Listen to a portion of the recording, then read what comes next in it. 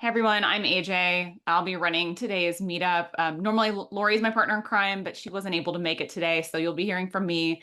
I think as a result, usually store critiques are two people going back and forth, and I want everyone else on the call to jump in too, so it's not just me sharing feedback. I know we've got some folks on here who've been here before and have some expertise, either as fellow agency or consultant folks, and also some store owners. So I think we could have a great conversation today. I thought we could do a little round the room introduction of where everyone is and what side they sit on. You know, if you're a store, what you do, and otherwise, if you're a specialist in something else, let us know. So I'll go first. I'm AJ. I'm in Austin, Texas, and I'm on the consultancy side. So I help stores improve their conversion rates. So we look at UX design and different journeys through the site to make sure folks can ultimately convert. I think the next person in the room was Mark. Mark, do you want to go? Sure. Yeah, absolutely. So I am a big commerce store owner. I own two stores, just boltons.com and dragracingwheels.com. We specialize in late model American muscle performance parts, also drag racing, wheels, accessories, all things related to the racing world. I've been on big commerce for the past, I'd say, since around 2017 or so. We've seen a lot of changes. We've built both stores all in-house. I have a tech background, come from a corporate technology background. Learned a lot over these years. I mean, with groups like this and the Facebook groups, they're just so such a valuable source to have. So it's been a cool journey, and continue to learn. That's great. And if you want to drop either of your stores, we have time for both if you'd like. So Cool. feel free to drop those in the chat as well. Thank you. I think Brian, you were next in the room. You want to introduce yourself? Yeah, I'm in Austin, Texas. I own a startup. We do it's called Make a Scene Cards. We kind of do design and produce this kind of unique style of pop-up greeting card, sort of a shadow box style card. I've had kind of iffy. Well, I guess we've been in business about 4 years, and we launched kind of right after COVID hit. It did pretty well online initially, but then kind of our ROI just didn't add up. So we've, in terms of ad spend and all that, conversion cost, and so I'd love to figure we kind of transitioned to wholesale, kind of focused on that, like actual brick and mortar stores versus online. But I that's the online piece is one that I've been wanting to figure out for a long time. So hoping to get maybe some advice and thoughts. Michelle, I think you were next in the room. Sure, yep. My name is Michelle. Our store is in New Berlin, Wisconsin, which is between Milwaukee and Madison. We've been on BigCommerce since 2017, but we have a brick and mortar, we have an online, we go to events, so we have multiple places that we sell. And we don't even have all the parts online that we have in the store because it's a big undertaking. So it's just a work in progress all the time. And Jennifer, last but not least, would you like to introduce yourself? Yeah, absolutely. And hi again, AJ. It's nice to see you. I'm Jennifer. I actually work on the tech side. So I am a customer success manager in retail and e-commerce tech, omnichannel and digital. And I also, outside of that, do some customer experience consultancy. My focus is on improving your customer journey. Really working through years 2 and beyond, and working on community building, loyalty, retention, and brand resonance. Great to see you as well. And I think that's a good kind of opener to other events that we run. So in addition to this quarterly store review that we do, we also have quarterly check-ins where we'll have a special topic. So if you have anything you'd like to hear about, feel free to drop it in the comments or send me an email. And then the other thing we have is an in-person coffee here in Austin. So for folks looking to do more than connect through their computer screen, we've got a chance, very informal, grab a coffee, talk a little bit about what you do, share some knowledge. So that's been a lot of fun as well. All right, well, I'd love to jump into this. I'm gonna share my screen and we can take a look. I would like to take a look at make a scene cards first. So Brian, maybe you can tell us a little bit more about your target audience with the website and some of the things that you know there.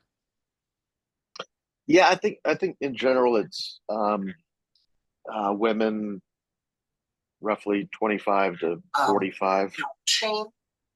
Um, but it's been a while since I've kind of looked at the demographics and stuff. But I think the vast majority is that. But we do get orders from all kinds of people and all over the country. It's hard to. It's been a while since I've done any ad spend or something, so now it's just occasional purchases. Some people just purchase a card or two, but you'll get these random people who've never bought who will buy a dozen from somewhere halfway across the country. So it's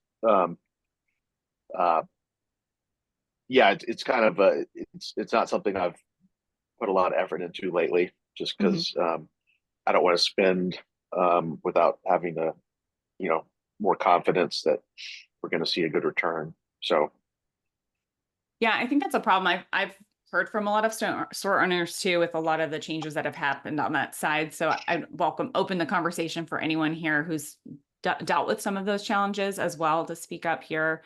I'm going to start walking through the site a little bit and just share some ideas or things I'm seeing here.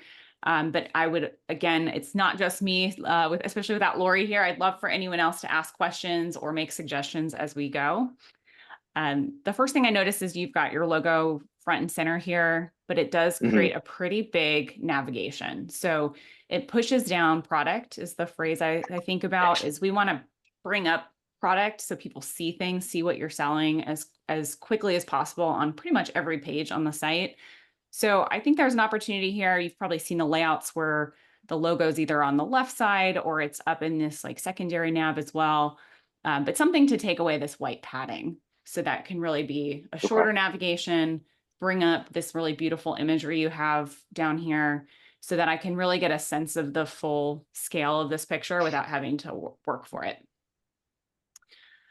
Okay, more than a greeting card, a work of art. Stand it up or hang it up, make a scene where you want, how you want. Neat. I get this. I mean, that to me feels pretty direct. Does anyone else have any feedback on this copy that's in this first block in the hero? No, I personally like it a lot. A work of art took me a little bit to font. That would be my only. Oh, just the font was like, yeah. Yeah, I think this is an image. This text is Is that what it is? It's all an image. it looks like that's made as an image. I would recommend using, like, not embedding a lot of text in imagery on the site for a couple of reasons, but legibility is one. So just being able to control that, the way that adjusts in different devices. A pretty big thing that we want to see above the fold is some sort of action. So this little green box in the design, more than a greeting card, may or may not draw attention, but it certainly kind of, there isn't a CTA, there isn't something to do here, and that might be what draws your attention because it's the shape of a button. So something like shop now, or look for what, like, find our best sellers, something like that could really help people get started, know what to click on. I can see on desktop that this is clickable, but I might not notice that on mobile. Okay. The image height is pretty big on my screen. I have a smaller screen. I'm on like the smallest MacBook Pro, but it needs to work in all the device sizes. So you might think about shortening this hero so I don't have to scroll back and forth to see it. Okay. All right, make a scene cards, purchase at affordable prices. I mean, my feedback throughout the page so far is similar, where I could kind of get stuck on any of these sections and not know there's something to do or see below Hmm. it. So thinking about what's the call to action in each of these sections, or is there a way to adjust the design so you can really lead right into the next section? Jennifer, you're welcome to say directly. I love that you said you love the image subject itself. It really speaks Yeah, to your ideal community. Tell us a little bit about that thought. I was going to say, Brian just described, kind of your ICP, and that's really evident in these images. Like, and I thought that was both clever and also felt very personal. I agree with AJ there. Is there perhaps more education that goes into each of these pieces in terms of wanting a customer in their journey to follow this landing? Like, Brian, do you have more to Uh, say about these, or? I mean, then is already there. Mhm. Um, I I guess our one of our challenges is just kind of educating people on what they are exactly, because I think a lot of people haven't seen something exactly Yeah, like this before, so it's a little hard to understand. because Um, going to what AJ was saying about like a call to action, mhm. this could be, and AJ, correct me if I'm wrong, this could be a good place to have, call to action buttons, in order to learn more. Okay. Anything specific or I guess it kind of depends on what it is you want people to know before they jump into shop. If they've come to your landing page and are navigating before going into your product catalog. I guess Mhm. Okay. I think the kinds of things that might come like step out to me in terms of what people might need to know, right? You have some information about how the quality of it and a little bit of the experience. But the question I have as I look, but kind of go between these two photos, is it looks like this is kind of a 3D experience, and then maybe it has a Hmm. card tucked behind it. But I don't feel super confident that that's the way it works. And I'd almost like to Okay. see something like, every scene includes and has like maybe 3 icons across that says, Yeah. 3D representation of something and a personalized space for a card. And maybe there's a hook on the back. I think it mentioned something about being able to hang it or display Hmm. it. So maybe is there a way to communicate specifically how that works? Because I think these images, I think to Jennifer's point, they do convey a lot of the experience of it, and Mhm. maybe like who would be interested in it. But I'd love to just kind of get to the nitty gritty of like how it exactly works. I'm definitely biased being in Austin though, because I'm like, wow, I want this. I want this to give to people who come to visit and all sorts of things. So um, that would be something it'd be if you have different locations and maybe you're doing Hmm. this to like customize the imagery based on where someone's located. Might be an interesting Oh, try yeah. out. Mhm.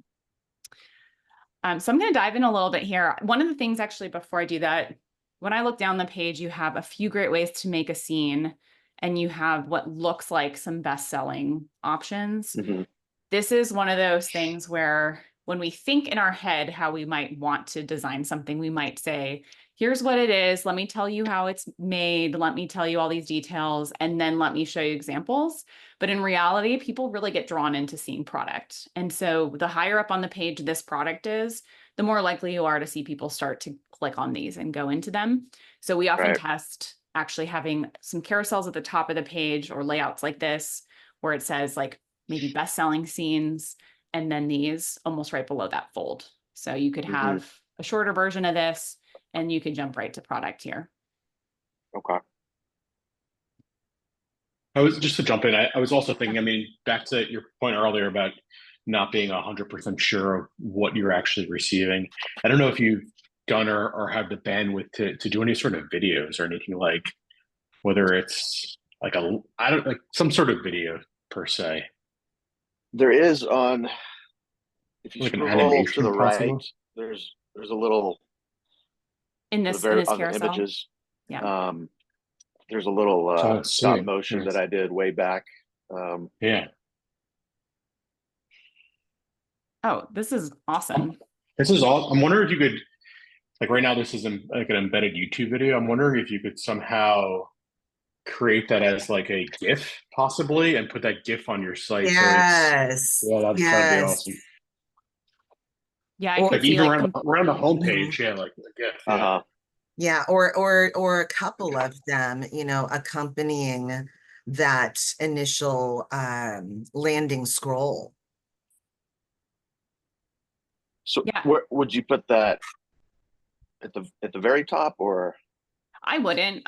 You could test it. We've been very surprised in our testing over the years that a lot of templates default to video in this home hero, and sometimes it backfires. And so I Mhm. generally cautioned adding video in this section without testing it.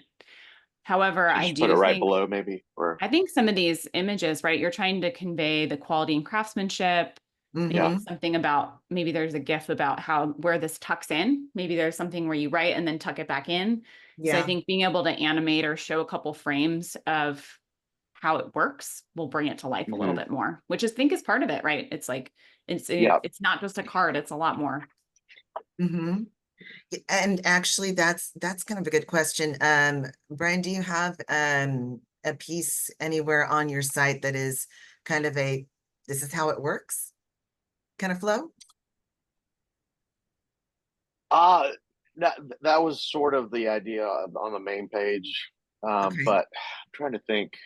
Um, and then that little stop motion was that was kind of the idea behind that. But Uh-huh. I definitely agree with y'all that it could be explained better and shown better. Well, And it we also it ties in well when you're thinking about, what you're utilizing your landing page for. Mhm. Someone who's motivated to scroll through your landing page. It's kind of the same idea B2C as it is B2B, where they're trying to get kind of an understanding of what does this, kind of what does this do? How does this work? Kind of what's in it for me. And that's why they would, be motivated to kind of scroll through before jumping into your product catalog. Yeah, Right. I've never personally taken like a video and turned it into a GIF or, but you said it was like done with like stop motion. So do you have like individual images of Yeah, yeah, it was just a series of individual images. pictures? That's all. Yeah, I'm sure there's probably something easily out there to do that. And yeah, that'd be Yeah. awesome. I mean, like almost like, and I Actually, think like I think I might have something. as you scroll down the site, it'd be cool if you could then see it like pop open, mm. like yeah, someone, Yeah, because I think the 3D-ness of this is maybe what's yeah, getting lost right now. So I think maybe Right. the right. feedback all of us are giving is like, how do you bring it a little bit more to life, like it's like in real person? Mhm. I do think I still want to prioritize having product above that experience because generally this is pretty understandable and it might be more of like seeing the individual cards be expanded or in a 3D way. One of the things that stood out to me as I came into the site a little further is that these are very reasonably priced. There's some heavily advertised, maybe it was a couple years ago, cards that are like that pop open and like display like a flower bouquet or something. And I feel like those were this much or more. So I feel like don't Mhm. hide the price. There's no reason not to include it on the bestseller section at the top of the homepage because I Okay. don't think education is going to overcome that price that you have currently. I think it's reasonable and people might just be drawn in based on the quality of a specific design or the fit of a specific design. Like maybe something like starting at like, I don't know, just kind of give an idea. Mhm. Yeah, I think like just how you have it on this category page, having the same amount of information in that bestsellers carousel on the homepage would be great. Okay. It's great. I see a lot of Texas in here. Are you focused on Texas specifically since you're here, or how has that come about? No, the city and state ones have been just some of our more popular ones. Um, so that was kind of why we did some more of those. Um, I'm starting to branch out a bit to other cities and states, which aren't up there yet. But Yeah. I think one other thing I'm noticing about your architecture for the site is that there's a lot of complexity in terms of the navigation and the filters, but I think the okay. number of products you have may not correlate with how much complexity there is. How many total products do you have here right now? Oh, like 40 something, I think. Something, yeah. About 40. I'd almost love to see like a shop all section. So if I wanted to see all the things you offer, being able to click into that.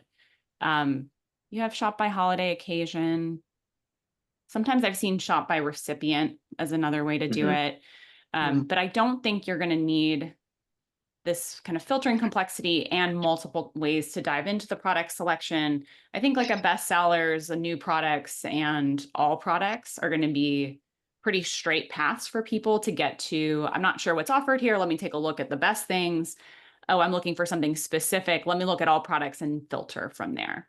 So sometimes we want to just work our way into simpler models of the navigation and filters to help people stay focused. And a couple of these I clicked on, there's like one option. So generally, if there's one, it probably doesn't warrant its own navigation link.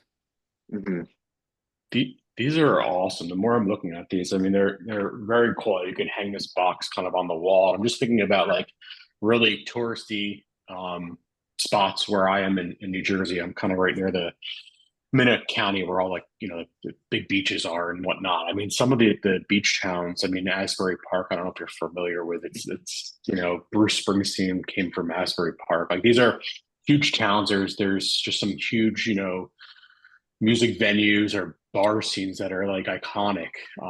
Right. These would just be perfect. This is like such a thing that would be there. I could see that. So very, very cool. Couple things like we're on the category page.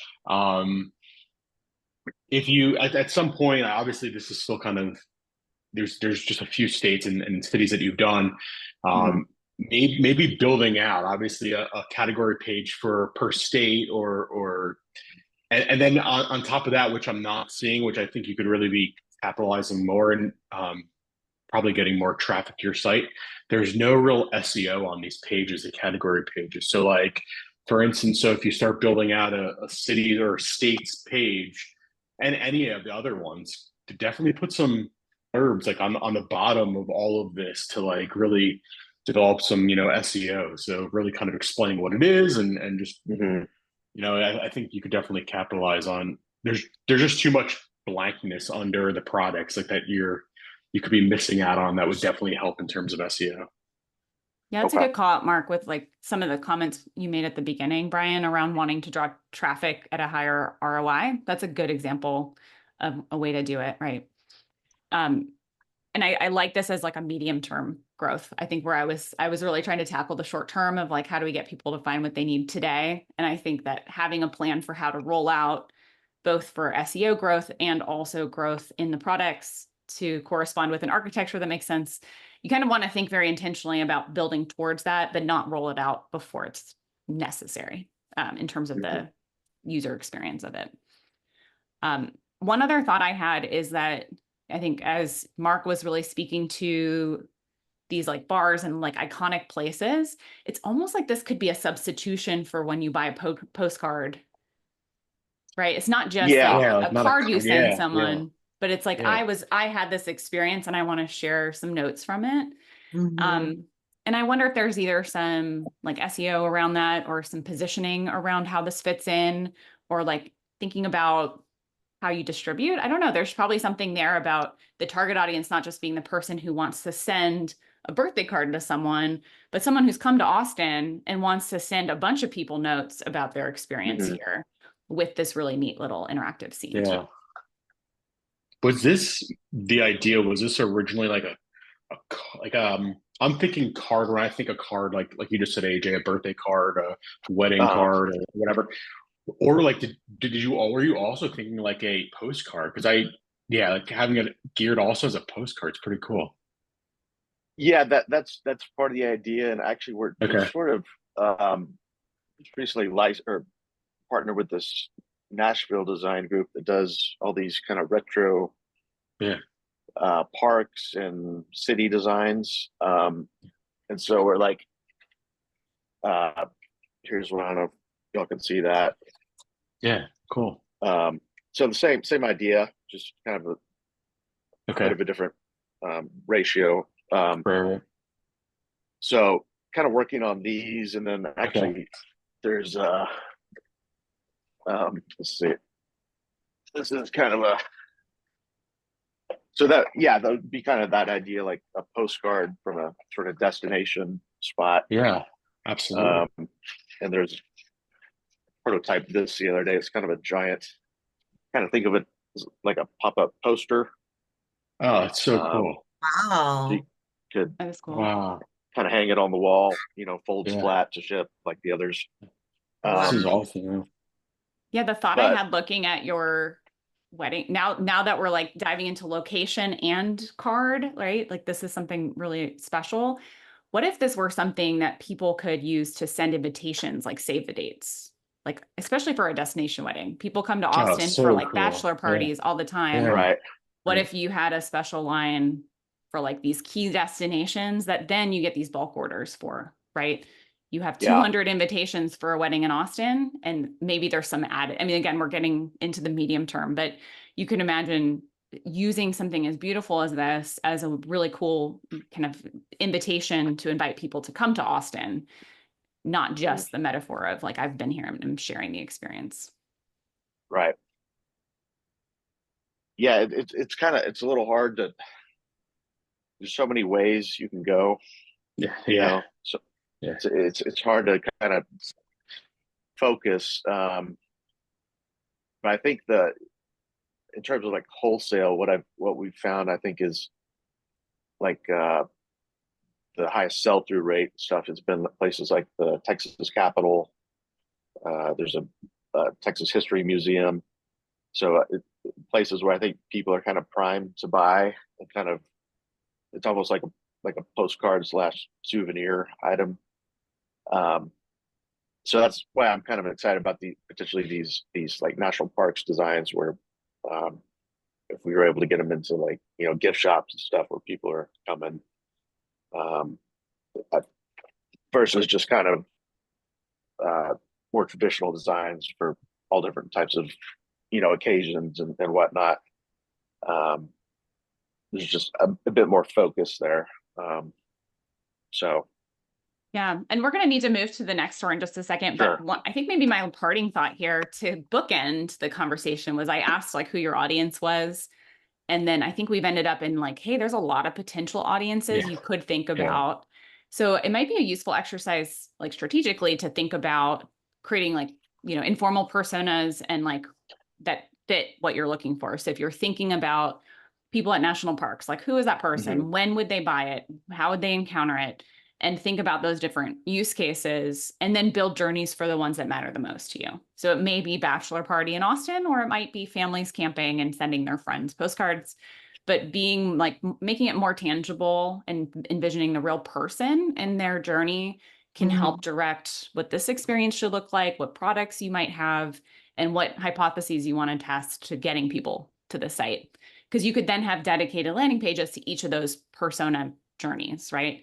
You have a landing Right. page for custom wedding invitations where you show a bunch of different options of products you already have, but just speaks to that particular person. Or you could have, you know, landing pages about collect them all, go to all the national parks, get all your displays. Here's a display with everyone who has all of it, right?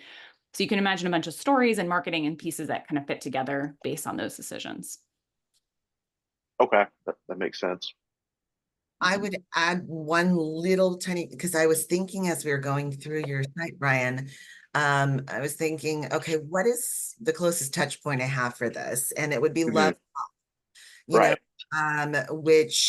but it's built in, you know, like their product is built in kind of a different direction based around an inspiration from Japanese paper folding. And yours comes from kind of like, correct me if I'm wrong, but like a maker inspiration around, with some inspiration from like woodworking. Yeah, lean into that, share that. You know, so it could be simple things like instead of about us, it's our story. And really, you know, because you do have it, you know, once you land on that page, that's what it says anyway. But then, yeah, as you're kind of going through, you've got, you know, your categories in terms of actually shopping the product, but then being able to kind of like to what AJ was saying, who might encounter this and where can you talk about like some of those great kind of journeys and experiences that could be, you know, an additional section, you know, around kind of the culture. Okay. And then Real Brian, quickly, just what do sorry. y'all think about, sorry, incorporating like customer photos or videos or things like that? Yeah, Yeah. absolutely, absolutely. If you have them, it's funny. We were really, or I was kind of hesitant. So a lot of our products pictures are of just stock images of wheels or parts or whatever. And I was really kind of hesitant about. We would collect a bunch of customer photos, and we've really started heavily doing that in the past couple of years. But I was really hesitant about changing our primary product image to a customer photo, just because I wanted to make everything so uniform. And we found actually just higher conversions with putting the customer photo. I mean, it has to be a good photo; it can't be garbage. But Yeah. using the primary photo of the customer's picture of whatever, it really helps stand out when someone's searching Google for a specific wheel that 100 other retailers are selling and it all looks the same. And then our primary photo is not of the wheel, but of a vehicle with that wheel on it. It just really helps stand out a little more, as long as it's a good picture. There's a lot of, you know, bad ones as well. But yeah, I think that's a great idea. And that's something, again, I would test and like measure the impact of. So I've seen like products with a white background outperform or underperform lifestyle photos versus videos versus customer generated content. And sometimes it's placement of that. Is it in, should it live in the product carousel that we looked at, or it should be further down the page? Or is it in the blog? Is there a story where like you're talking about a person and that draws people in, and it's something that, you know, you're telling the story of the 10-year-old who's gone to all the national parks and has all your postcards, right? So the placement will matter and how you use the imagery matters. So don't assume it's one way or the other. I would say, like, think about carefully, again, if you think about the journey as the starting hypothesis, what do people need to see? And then maybe talk to people who are on that journey. Like, what if you went to a national park and showed the products and asked people a little bit about what questions they have or what they think about them? Like, you can imagine like diving deeper into the scenarios by asking questions of people who are in that. Yeah. Okay. Great. I just make two last points. I know you want to jump on or jump ahead. Two last things. So I was looking at the FAQ, actually not the FAQ, the returns refund policy, and it's 100% satisfaction guarantee and no need to return the car. But like all of that stuff, I would like make on the homepage somewhere a banner like 100%, you know, money back guarantee. Just like that's a really great return policy. It's wonderful. I'd like, other than it being in your refund page, that's like a huge selling point that, you know, 100%, you know, satisfaction. That's number one. Number two is the retailer's link is blank. I know you're obviously working on that or whatnot. I would probably hide that link until you're ready to put something on it. Okay. Yeah, I think your point, Mark, is really, I mean, great that you discovered it. And also we didn't notice it along the way. So the banner is a great place. Sometimes you'll see these rotate, maybe on page click or as someone's sitting there. It might be, you know, free standard shipping and then a little line and then, you know, the comment about guarantee. But the other place is to put it on the product page itself. So we often put little icons or like a little tagline here that says 100% satisfaction guarantee. So make it really obvious when you have great policies, when you have really customer-centered ways of doing things. Yeah. All right. I love the enthusiasm. Awesome. This is probably my most favorite site teardown critique we've done so far. So thank you guys for all jumping in. I want to move over to the Franklin Motorsports, is it franklincart.com? Michelle, do you want to tell us a little bit about your company? Sure. So my husband and his dad bought this company about 20 years ago or so, and I joined full-time 3 years ago to get the website 100% up. But as you can imagine, we have a brick and mortar store. We travel to events and stuff like that. So and his dad has now retired. So I've taken on way more of the business stuff than just IT. So this is yeah, so this is the site I've been working on for a long time. There are maybe a third of the products that we actually have on the website in the store. So I try and at least let customers know what's going on. But this homepage, like I have so many other ideas for the homepage, and I just have not taken the time to do the ideas I have. But Did you that's how what we many do. products do you have on your store? I'm Jeremy, How many by the way. products? Hi, Jeremy. Let me look. We have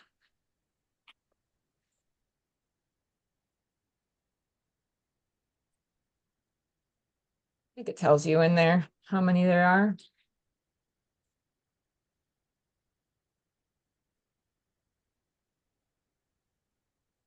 It's a big commerce store, right? So it should Yep, be it's a big under commerce the store. yeah. Yep. Mm-hmm. Yep. Yeah. Sorry. let me One get thing to- that I noticed is when you get into your parts and go to a category, sometimes you have a lot of parts. One thing that I think you see how you have all the pagination there on it. I think on the left there, if you use some of the like created a well, you have some filters there, but maybe do a little more filtering on the left hand.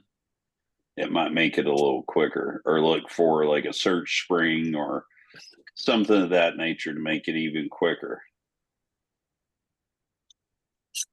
What we've generally found with parts, and I'm curious, Michelle, if this holds up for you, is that people generally are looking for something pretty specific. So Yeah. we might expect them to search more than navigate. Do you think that might be true for your audience as well? In terms of like they know what they need or they know the kind of thing they're looking for? Yeah, that's a good question. I've never done where you can watch people with how they do it, with how they search for parts. So I don't know if they're searching more or if they're going by the category. I personally go up to the menu right away, but I don't know if that's what everyone does versus clicking on our cart parts. Like if you hover over cart parts, then you get that, the sub menu. Mm-hmm. Yeah, Um, again, I'm on a smaller screen, but I'm not able to see all of your navigation. So I have to kind of like, if I scroll to here, it switches back to this. And then Okay. I can't actually get to some of it. So you have a really big navigation. So it would probably be worth watching some videos or kind of checking this out on different screen dimensions to see if people might have some issues being able to take a look at this or, find all the parts. Or something like that. Another thing that would probably help you, and they have a tool for this, I put it in the app or in the chat, is the Part Finder app, which allows you to put your make and model and find all things that match. And it drills down to a very molecular level very quickly. Okay. So that might be useful too. So I have over 500 products and 1,100 SKUs. Mm. And that's not, like I said, and we have Yeah. way more than what's on the site yet. So And this looks like it's using the native BigCommerce search. Is that correct? Yeah. yes, I am. So yeah, so we found that we use on both of our stores we use Search and Eyes. It's pretty affordable compared to some of the other search options out there. And you could just, if you think a lot of customers are searching for stuff, it really just makes creating just filtering there's just much more customization. It's just better, I think, for searching. What's it called again? Search what? Search and Eyes. I could put the link in the chat. Okay. Yeah, I mean, Here's I've also another done one I this. like called Fast Simon. That's a little less expensive too. I've also been on the very low budget, so I really have not spent money on apps. I use the standard shipping, which I do on the Switch. Like, so everything is just what BigCommerce offers. I don't have, other than Klaviyo, that's the only app I use at the moment. Do you watch your inventory or not? Yes. Okay. I'll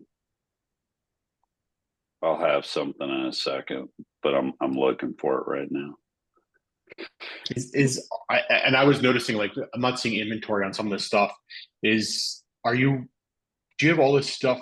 Are you getting through a supplier, or how are you managing inventory? So we use QuickBooks Desktop, Okay. and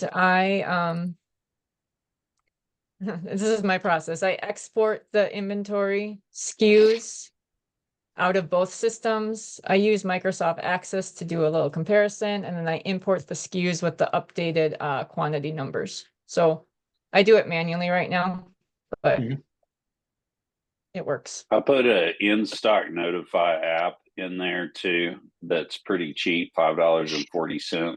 When people come to a product they need and they don't have it in, they can put in their email. It'll notify them and bring them back for the sell later. It doesn't always convert, but it does convert quite a bit comparatively. I'm glad you brought that up. That's actually native to Klaviyo. We've been using Klaviyo for years. I was wanting something that would do that, and we found out Klaviyo does that. It's included. So Dude, they have that in the product now?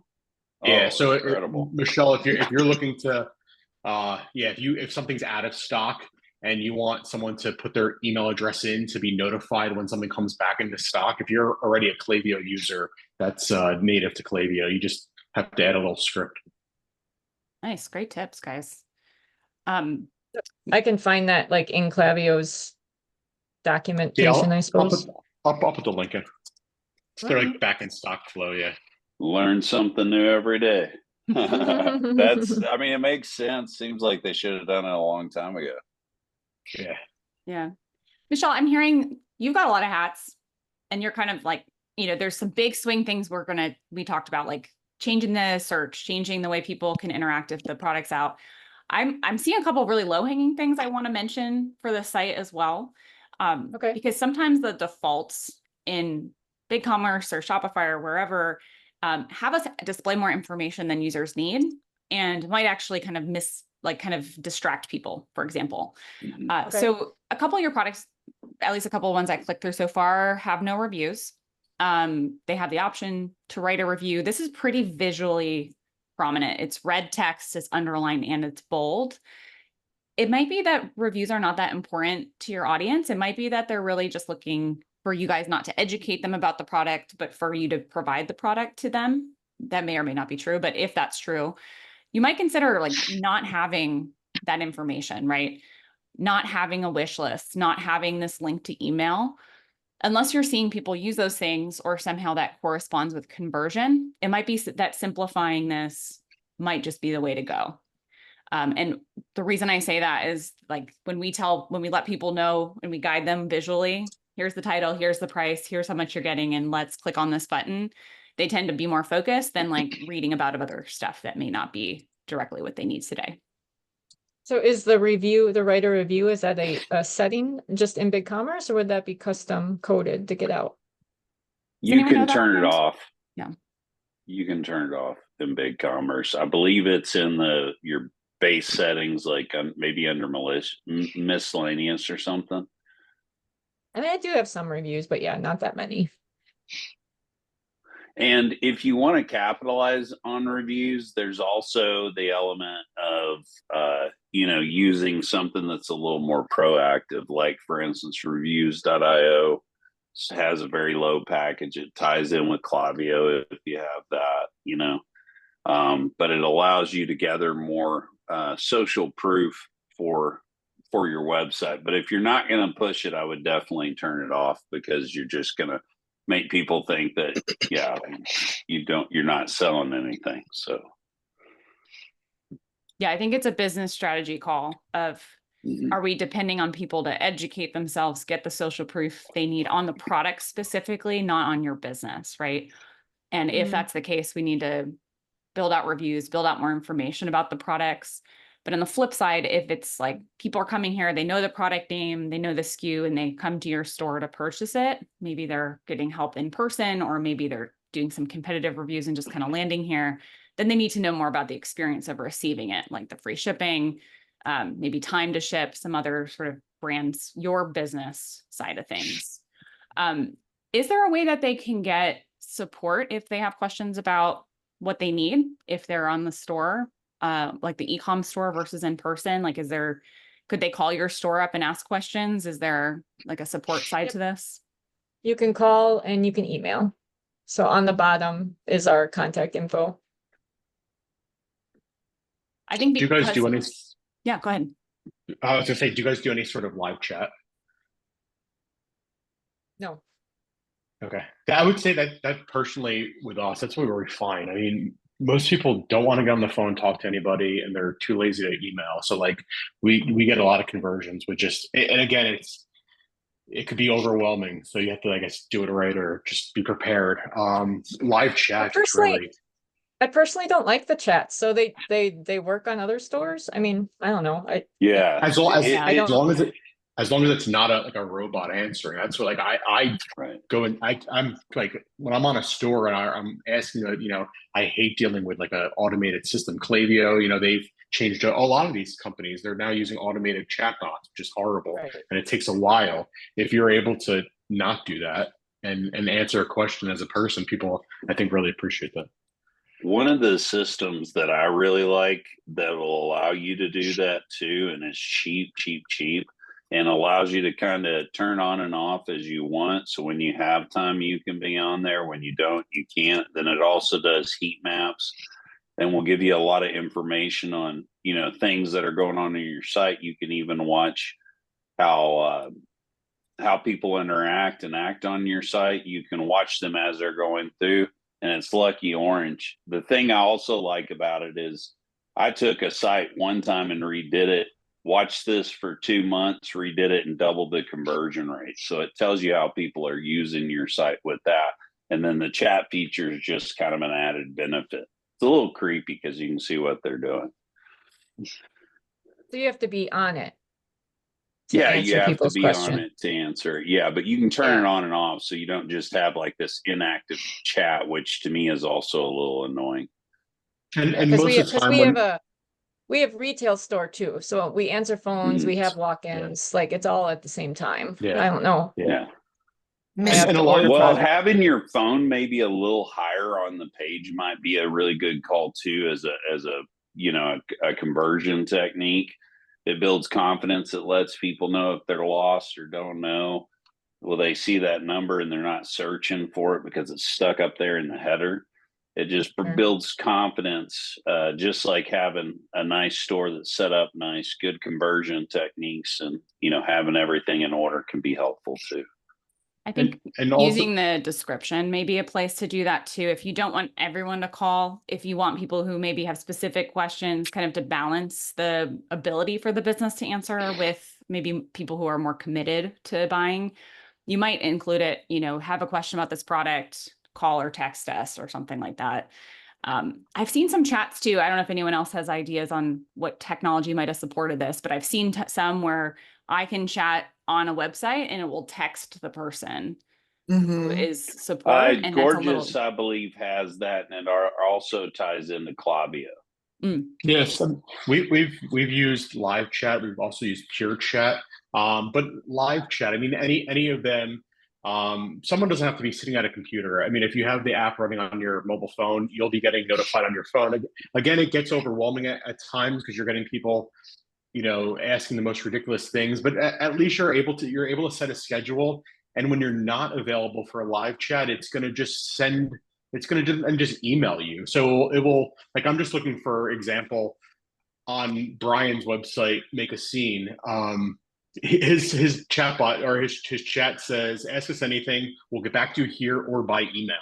So like, you don't feel like you have to be always available live chatting with somebody. If you don't grab it, you're just gonna email them back, Right.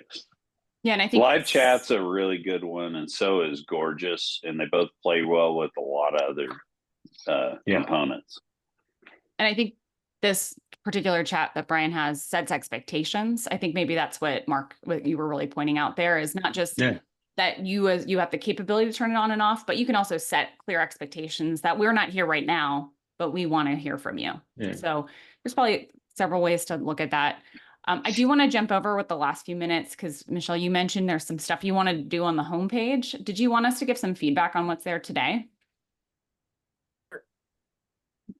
All right, so I'll scroll through here. I think the first thing I noticed, you do have a lot of products showing here, which to the earlier discussion, I like to see.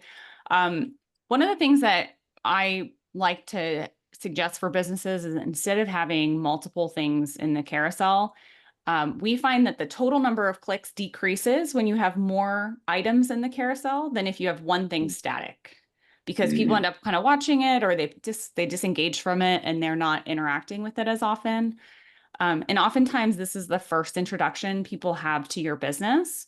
So the more specific this copy can be, you have some information here that I don't quite know what it means. If this is an event, I don't know what I'd be pre-ordering. This looks like a specific product. I can get some colors in, but if we compare it to the cards, the make a scene that we looked at earlier, there's almost an introduction to the business here and what it is I can do. So consider doing something similar where you simplified to maybe one carousel or one image in this section instead of a carousel. And then, maybe you're introducing a sale you have or a popular product line as well, but making sure those first words really orient the person to the website. It's interesting you said that because, I actually was early on one of the employees at Big Commerce, and I was there for 7.5 years. And I remember when I first got there, everybody just wanted a freaking carousel, right? And it was like the cool thing. And it's like, oh, look at it, watch it change kind of thing. But the way that people respond to websites now is not the way they did 10 years ago. They're not captivated by your slider there.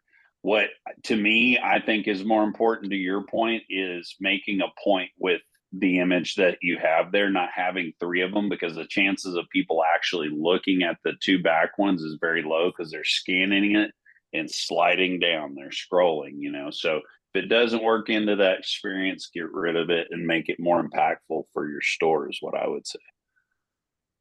Yeah, I like to think of the 3 questions that we want to answer off the bat before anyone has to work for things or work for information is, what is this website? Who's it for? And why should I work with this company over someone else who offers something similar?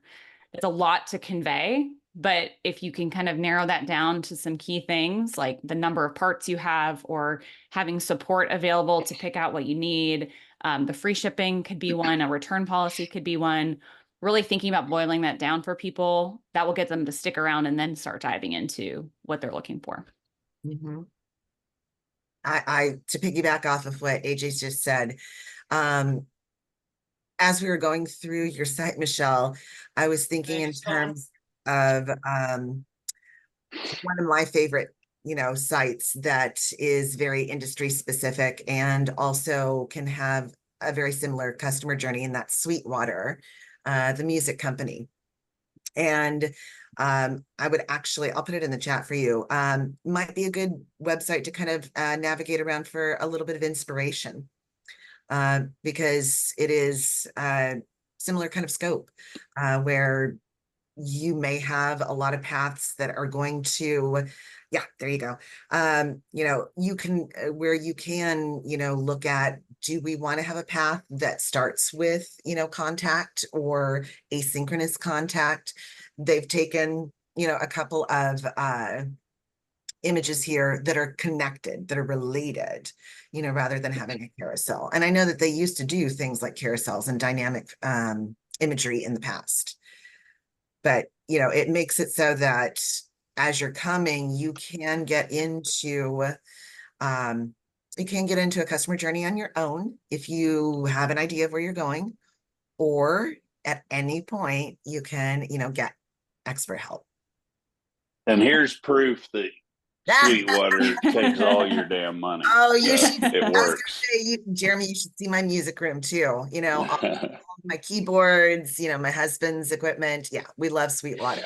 And not It's a only, money sucking machine, man. They are hand over fist. And Yeah. look at what is at the top? A phone number, you know. Yeah, Uh-huh. right, exactly. Yeah. They are incredible at conversion techniques for Yeah. sure. Yeah, there's just some really subtle things they're doing up here that would nudge people to search, right? So the search is the first option if you scan from the top left corner and do like a zigzag, right? So search is your first thing. On your site, you have a navigation first, or kind of depends on how far you are scrolled, but you still have search very prominent. But then they have two things that enforce this brand value they're adding of talk to an expert and we're here to help, which are experiential commentary with quick links to do the things like that. So it's not just a phone number, it's speaking to the value of the expertise that they're offering as a business without having a big blurb about it. And then I think the last thing I saw on their site that I really liked was this like shop by category. They have it designed in such a way that you can kind of dive into more Kind of a specific. drop down mega menu. right. Yeah, but you kind of, you assuming people only are going to fit into one of these sections, it doesn't overwhelm you with seeing all of it at once and then having to pick within it. It almost gives you a way to dive in a manageable way, Yeah. even though it's a lot. And here's a point on BigCommerce. You used to have the custom code mega menus like this. There's 2 mega menu builders that are in the App Store now, and both under $30 a month for utilizing this. What I've seen a lot of times though is when you have quite a few parts and there's very distinct micro kind of categories and stuff, having a mega menu allows them to drill down to exactly where they want to look very quickly, and it can result in a lot of conversions. So you're saying the drop down menus aren't as popular Yeah. anymore. Oh, I didn't see that. It's the Sweetwater one, like the one that's on Sweetwater. Yeah.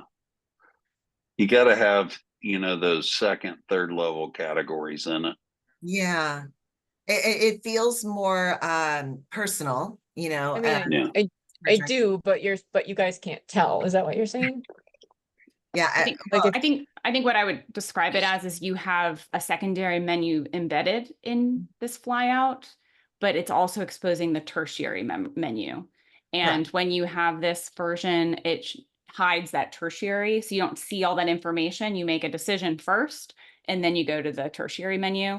And in yours, you're showing secondary and tertiary all at once. So it's second and third. So you have to kind of scan the bold text to then make a decision within it. So it's just different methods for like streamlining how people think about things.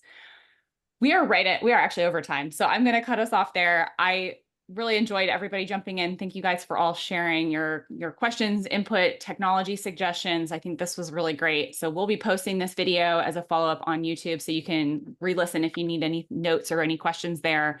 We do this once a quarter. So if you have a store that didn't get covered today, or if you want to bring yours back another time, please shoot me an email. It's aj@experimentzone.com and we'll get you in the queue. Thank you guys all for being on today. I hope you have a good rest of your week. Thank you very much. Thanks, I guys. appreciate it. Thanks All right, very take care. much. Bye. Thanks, bye.